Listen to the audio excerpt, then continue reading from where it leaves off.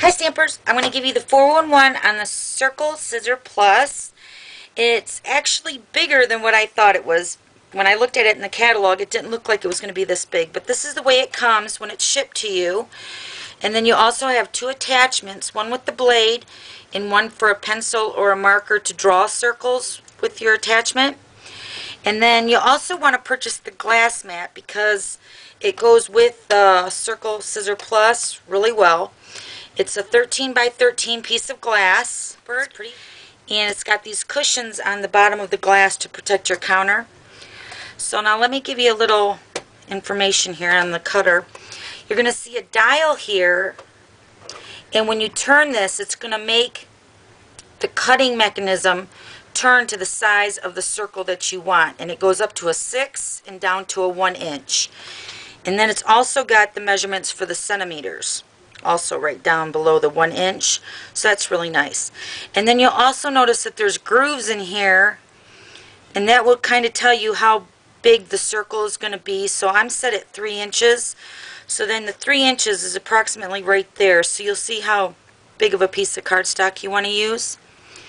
And then for the cutting mechanism, you'll have your blade at the end, and when you get it, you're going to have a little plastic covering over it, and you just slide that off.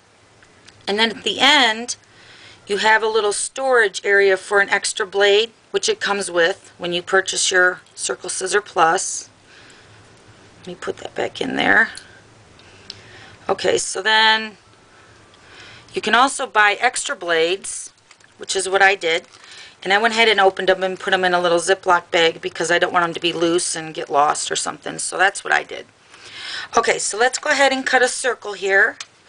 I'm going to go ahead and add some dado because it holds the cardstock in place, but you really don't need to do that if you don't want to.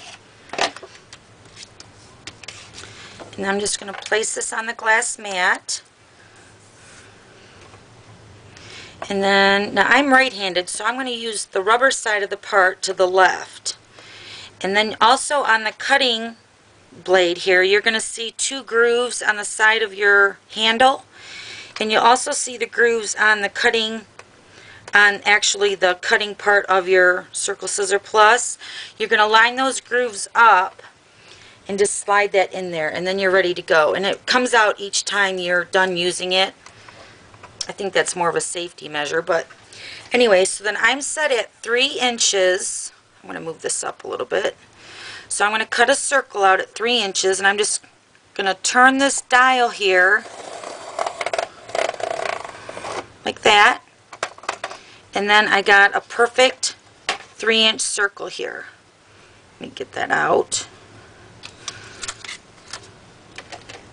Isn't that easy? I'm also standing up too, so it helps to put pressure on the machine when you're using it.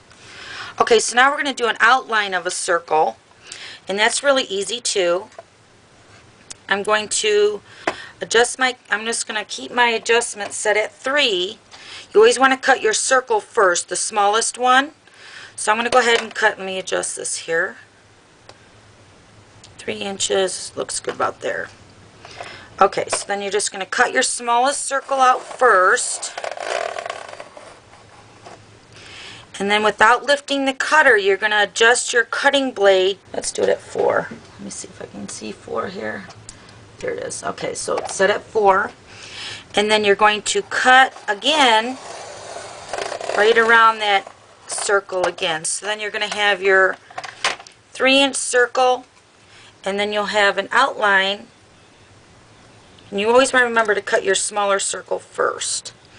Okay? Isn't that cute? And it's really easy. Alright, so that's the 411 on the Circle Scissor Plus. Thanks. Bye.